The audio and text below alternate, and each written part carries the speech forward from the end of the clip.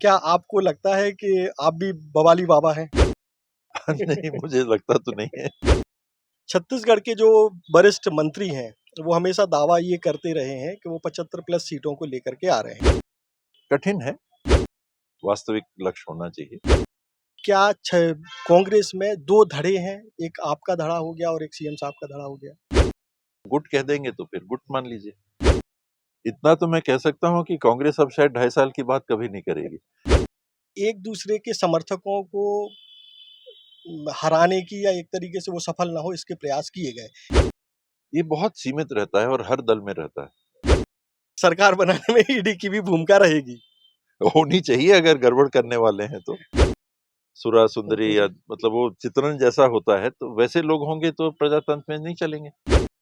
बाबा जी, तुम राजनीति में मत आना, गलती से भी राजनीति में मत आना। स्पर्श मल्टी स्पेशलिटी हॉस्पिटल बेहतरीन कार्डियोलॉजी की सुविधा एक्सपर्ट डॉक्टर के साथ ही दे रहा है एम्बुलेंस के लिए टोल फ्री नंबर की सुविधा 180030091616। स्पर्श मल्टी स्पेशलिटी हॉस्पिटल, एक एहसास अपनेपन का।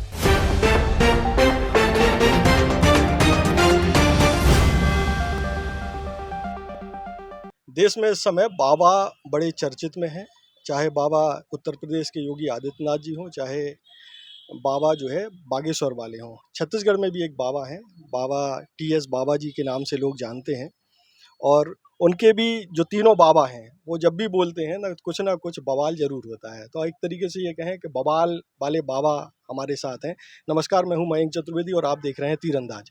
हमारे साथ हैं छत्तीसगढ़ के उप मुख्यमंत्री श्री टीएस बाबा जी, जो कि टीएस सिंहदेव के नाम से, वैसे नाम उनका टीएस सिंहदेव है, लेकिन बाबा के नाम से पूरा आवाम उनको जानता है।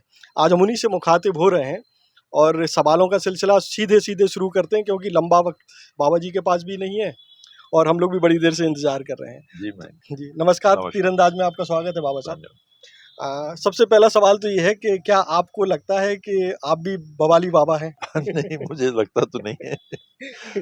लेकिन जैसा आपने कहा, हो सकता है कि मैं कुछ कहूँ उसकी प्रतिक्रियाएं हो जाती हैं।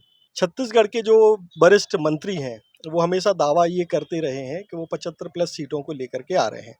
आपका अनुमान क्या कहता है? कठिन है, 75 पार कठिन है, लेकिन लक्ष्य तो लेके आदमी चलता है। और नीचा लक्ष्य क्यों लेगा आदमी? ऊपर का लक्ष्य लेगा, ताकि हमको मंजिल पानी है तो मंजिल की सीढ़ी में हम थोड़ा ना लक्ष्य रखेंगे। मंजिल के ऊपरी ऊपरी स्थल तक पहुंचने का हमारा प्रयास होगा। और 90 नहीं कहा हमने, 75 पारी किया, 71 थे, 4 सीट और ही लक्ष्य लेके चले तो वो ठीक है। लक्ष्य अच्छा, स्वस्थ, वास्तविक लक्ष्य होना चाहिए। और प्राप्ति अगर 2/3 से कम होगी तो निश्चित रूप से निराशा होगी। 90 में कम से कम 60 सीट आनी चाहिए। एक सवाल आम जनता के दिमाग में ये है कि क्या कांग्रेस में 2 धड़े हैं, एक आपका धड़ा हो गया और एक सीएम साहब का धड़ा हो गया? नहीं, कांग्रेस तो एक ही है। हर व्यक्ति के साथ अपने अपने साथी जुड़े रहते हैं। उसको आप धड़ा चाहें तो धड़ा कह सकते हैं। मेरे मित्र मंडल अलग होगा, आपकी मित्र मंडली अलग होगी। कैमरा पर्सन है, इनकी मित्र मंडली अलग होगी। उस संपर्क के सीमित दायरे को, जो व्यक्तिगत होता है, उसको हम गुट कह देंगे तो फिर गुट मान लीजिए। हम लोग काम साथ में करते हैं। अगर पर्याप्त संख्या बल आ जाता है कांग्रेस के पास, तो इस बार सीएम के चेहरे को लेकर के क्या मशक्कत करनी पड़ेगी या एक बार में सीएम का चेहरा फाइनल हो सकता है? एक बार हम लोगों ने आपस में बैठ के चर्चा भी इस बाबत की है। मैं परसों भूपेश भाई से मिला भी था, स्पीकर साहब से भी मिला, और भी हम लोग साथी मिलते रहते हैं। शैलजा जी से भी हम लोगों ने बात की और हम सबकी एकदम एक राय, एक मंशा इसमें है कि ये इधर उधर नाम होने ही नहीं चाहिए। हाईकमांड जिनका फाइनल करके देता है, हम सबको स्वीकार है। ये बात बहुत ही अस्वस्थ हो जाती है। ये भी नाम, वो भी नाम, ये भी अपना नाम कर रहा है, वो भी अपना नाम कर रहा है। ये बेबुनियाद बातें होती हैं, बिल्कुल नहीं है। हम सब इसमें पूरी तरह से सहमत हैं और वो सब जानते हैं। रिजल्ट आएगा, उसको देखेंगे, काम हुआ कैसा हुआ, सब सारी चीज की जानकारी है। तो फिर हम लोगों के बीच में या किसी के बीच में से नाम मानना चाहिए? अगर जैसे पिछली बार की तरह 2 चेहरों को लेकर के अगर कुछ विवाद की स्थिति बनती, कोई भी 2 चेहरे, तो क्या इस बार ढाई साल का फॉर्मूला अपनाया जा सकता है? इतना तो मैं कह सकता हूँ कि कांग्रेस अब शायद 2.5 साल की बात कभी नहीं करेगी। वो मीडिया में इतना चल गया और उसके शायद कुछ आपसी संबंध में भी उल्टे प्रभाव ना पड़ गए हों, ये सब देखते हुए तो अब ये 2.5 साल की बात तो कोई नहीं करेगा। इस बार का जो चुनाव था उसमें ये आम चर्चा है कि जो धड़े थे उनमें एक दूसरे के समर्थकों को हराने की या एक तरीके से वो सफल ना हो इसके प्रयास किए गए। इस चर्चा से आप कितने सहमत हैं? ये बहुत सीमित रहता है और हर दल में रहता है। कहीं किसी की किसी से नहीं बनी, कोई किसी पार्टी का है, तो किसी एक दल में ये सीमित नहीं रहता। आप चाहे गोंडवाना ले लो, आप चाहे जोगी कांग्रेस ले लो, आप चाहे आम आदमी पार्टी ले लो, आप चाहे कांग्रेस ले लो, चाहे भाजपा ले लो, चाहे बीएसपी ले लो, हर दल में कहीं न कहीं एकाध आपको ऐसा सुनने में मिलता है कि नई जमी कुछ ठनी हुई थी, कहीं कुछ हो गया, किसी ने कुछ बोल दिया, तो उसके आगे पीछे नहीं। अभी जब हम आपके पास आ रहे थे तो कुछ लोगों से चर्चा हुई, हमने कहा बाबा साहब से बातचीत करने जा रहे हैं, तो उन लोगों ने कहा कि इस बार उनसे ये ज़रूर पूछिएगा, ऐसी चर्चा उन्होंने भी सुनी है कि इस बार का जो चुनाव था इसमें आप अपनी केवल सीट तक सीमित रहे और एक और सीट के आपकी अपनी सीट के अलावा एक और सीट पर प्रचार के लिए गए, जबकि आपका प्रभाव सरगुजा के एक बड़े क्षेत्र तक था, बहुत सारी सीटों पर था, लेकिन आपने वहाँ ध्यान नहीं दिया। मेरे ख्याल से जिनने आपको बोला या तो वो गलत जानकारी देना चाह रहे थे या उनको जानकारी नहीं है। मैं बस्तर क्षेत्र की कम से कम 8 विधानसभाओं में गया, मैदानी इलाके की कम से कम 6 विधानसभाओं में गया, सरगुजा क्षेत्र की लगभग सभी विधानसभाओं में गया। तो जो बोल रहे थे या तो प्रायोजित बोल रहे थे हाँ, हाँ, हो सकता है। मेरे प्रेमी रहे होंगे विशेष, तो ये इससे क्लियर हो जाएगा। या उनको जानकारी नहीं। हो सकता है कि सही उनको जानकारी ही ना हो। आम चर्चा है कि अगर बीजेपी 35 से 38 सीटें भी ले आती है तो वो सरकार बनाने में सफल हो सकती है, और उसमें तमाम ये भी कहा जा रहा है कि कांग्रेस के जो असंतुष्ट लोग हैं, असंतुष्ट विधायक रहेंगे, प्रभावशाली विधायक रहेंगे, वो ऐसा कुछ कर सकते हैं, उस उम्मीद पर बीजेपी में ऐसी बातें हो रही हैं। अब तो ईडी बैठी है ना यहाँ, वो तो बड़ी पैनी नजर रखेगी। हम लोग उम्मीद करते हैं कि किसी प्रकार का कोई खेल नहीं होगा, प्रजातंत्र को सुरक्षित और स्वच्छ रखने में उनकी मदद मिलेगी। तो क्या सरकार बनाने में ईडी की भूमिका हो सकती है? तो गड़बड़ कैसे होगा? आप कह रहे हैं कि गड़बड़ हो सकती है, तो गड़बड़ तो मतलब कुछ आदान प्रदान होगा तो ईडी महाशय हैं, इस बार कुल मिलाकर के सरकार बनाने में ईडी की भी भूमिका रहेगी। होनी चाहिए अगर गड़बड़ करने वाले हैं तो। अच्छा बाबू साहब, ऐसा कुछ है आपके पास जो आप बताना चाहते हैं और किसी पत्रकार ने नहीं पूछा? नहीं, ऐसा अमूमन तो ऐसा नहीं रहता है। कि कुछ बचा हो ऐसा जो चूक रहा हो नहीं, ऐसा और कोई आप चाहते हैं कि पब्लिक को पता चले? नहीं, ऐसा ऐसा कुछ नहीं। जो चीजें हैं मुख्य, तो देखिए एक ही सवाल है कि 3 तारीख को परिणाम क्या आएगा, किसको कितनी सीटें मिलेंगी। अच्छा, एक चीज़ और कि पिछले कई सालों से ये देखा जा रहा है कि जो राजघराने रहे हैं पूरे देश भर में, उनको राजनीति से थोड़ा-सा दूर रखा जा रहा है या वो खुद नहीं आना चाहते हैं, ऐसा कुछ आपको लगता है क्या? ऐसा नहीं है। एक प्रासंगिकता होती है कि ये जो सामंती व्यवस्था से जुड़े हुए पुराने परिवार आज़ादी के पहले के थे, चाहे राजे थे, चाहे जमींदार थे, चाहे दाऊ थे, इन लोगों का एक प्रभाव क्षेत्र रहता था।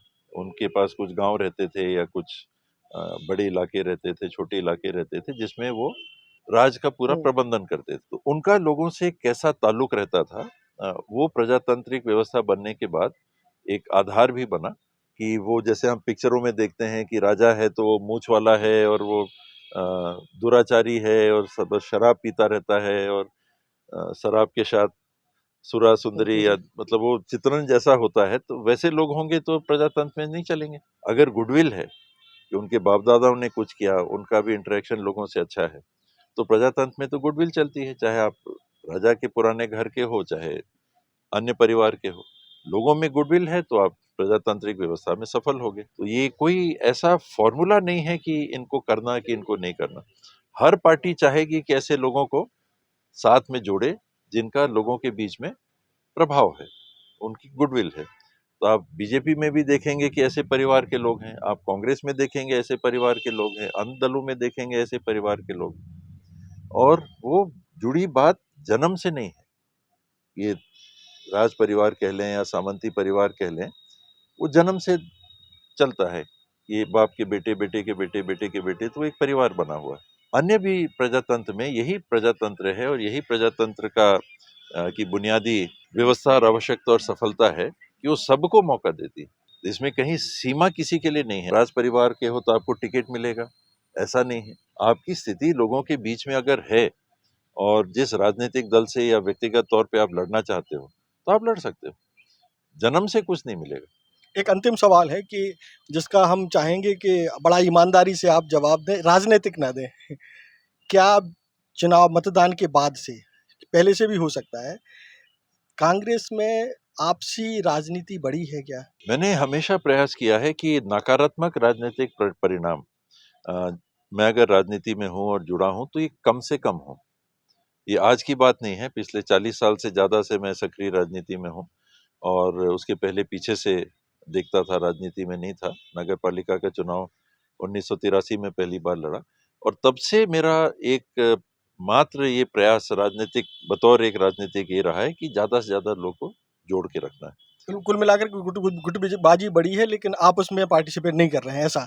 गुटबाजी बढ़ी है ऐसा नहीं है, पर अगर है गुटबाजी तो उसको नकारात्मक दिशा में मत जाने दो। कम से कम उसका नुकसान, जिस परिवार के अब आप सदस्य बन गए, मैं पार्टी में नहीं था, मैं कांग्रेस पार्टी का सदस्य नहीं था, मेरे परिवार थे, मेरे दादाजी थे, मेरे परदादाजी थे, मेरी माताजी थी, ये सब कांग्रेस पार्टी से चुनाव लड़े, एमएलए रहे, मंत्री रहे। मैं राजनीति में नहीं था, मैं किसी दल का, कांग्रेस पार्टी का सदस्य नहीं बना था, कॉलेज से पास हो गया तो भी नहीं बना था। मैंने पहली बार किसी राजनीतिक दल का फॉर्म तब भरा जब इंदिरा कांग्रेस का गठन हुआ और कोई उसकी सदस्यता नहीं ले रहा था। मेरी माताजी और मेरी छोटी बहन ये जेल गए भोपाल में, लाठियां भी पड़ी, नाक भी टूटा, हाथ भी टूटा, उस समय जो भी घटनाक्रम हुआ, और वो जेल में थे, कई दिनों तक वो जेल में थे, और तो भी मैंने पार्टी ज्वाइन नहीं की। जब सदस्यता फॉर्म आया कांग्रेस आई का और लोग भर नहीं रहे थे, और मम्मी का जो काम देखते थे वो मेरे को रास्ते में एक दिन मिले, जीप के उतर के बड़े मायूस से दिखे कि बाबा तो कोई सदस्यता नहीं ले रहा। तब मैंने कहा कि अच्छा लाइए मैं फॉर्म भरता हूँ। तो पहली बार राजनीति में, जिससे मैं एकदम दूर रहना चाहता था, नापसंद करता था, मैंने तब फॉर्म कांग्रेस का भरा। परिवार हमेशा से रहा, आज़ादी के पहले से कांग्रेस के साथ जुड़ा रहा, आज़ादी के बाद जुड़ा रहा। कांग्रेस के लिए हम लोग काम करते थे, कांग्रेस हम लोग को की देखभाल करती थी, एक अच्छा संबंध बना रहा। पर मैं नहीं बना था सदस्य। समझ कांग्रेस लें के कि 78 की बात है, जब कांग्रेस नेशनाबूद हो चुकी थी, इंदिरा जी चुनाव हार चुकी थी और कहीं कांग्रेस का भविष्य नहीं दिख रहा था कि अब कांग्रेस तो खत्म। और लोग कहा करते थे, मेरे को आके भी कहते थे, मेरे संपर्क के परिवार के बहुत वरिष्ठ बुजुर्ग कहते थे कि बाबा जी तुम राजनीति में मत आना, गलती से भी राजनीति में मत आना, कांग्रेस खत्म। इंदिरा जी के हारने के बाद में और उत्तर भारत में 2 सीट आने के बाद में कहीं किसी के दिमाग में जनता पार्टी के लहर में ये सोच ही नहीं थी कि कांग्रेस कभी दोबारा उभर सकेगी।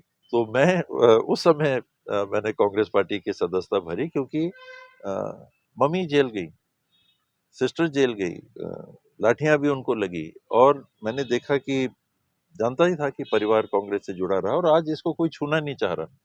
एक संख्या नहीं मिल रही। अंबिकापुर में ने जुलूस निकाला था तो गिन के 6 लोग निकले थे सड़क पे उस समय। इमरजेंसी के बाद कांग्रेस की हार हुई 77 के चुनाव में, और जनता पार्टी का शासनकाल चला, और फिर इंदिरा कांग्रेस का गठन हुआ, और कोई छूना नहीं चाह रहा था उस समय कांग्रेस को, अरे बहुत कम लोग। तो आप जिस बुरे समय में कांग्रेस से जुड़े, आपको क्या लगता है कि उस बुरे वक्त के बाद जब आप कांग्रेस से जुड़े तो उसका लाभ आपको मिला है, या कांग्रेस पार्टी ने आपको काम उतना करने का अवसर मिला है। लाभ, मैंने राजनीति से कोई लाभ कमाने का कभी सोचा नहीं। काम करने का अवसर मेरे को मिले, लोगों की मदद करने का अवसर मुझे मिले, और वो मिला नगर पालिका के चुनाव के माध्यम से भी मिला। हालांकि वो हल्के स्तर की उस समय की राजनीति थी, कोई बहुत चुनाव की बात नहीं थी।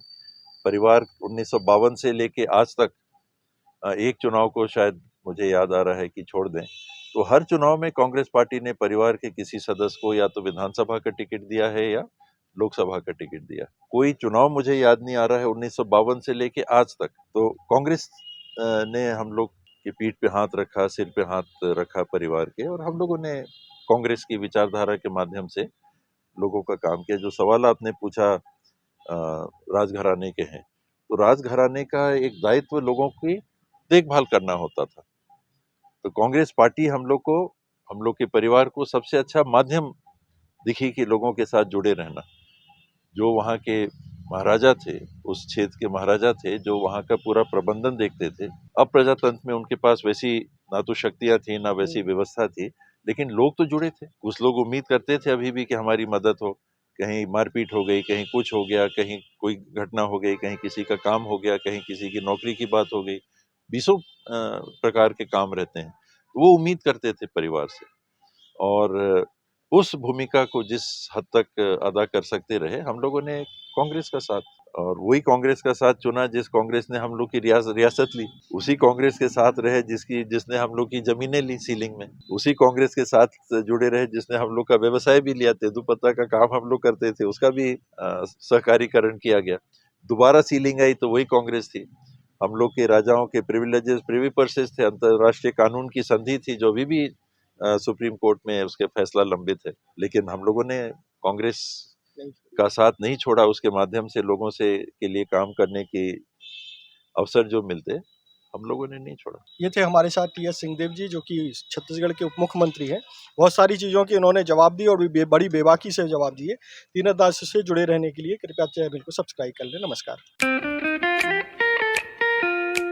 खुश है तो फिर खुशी मना ले, छोटा बड़ा केक मंगा ले, संगम में मिलता है बढ़िया केक, संगम में मिलता है बढ़िया केक।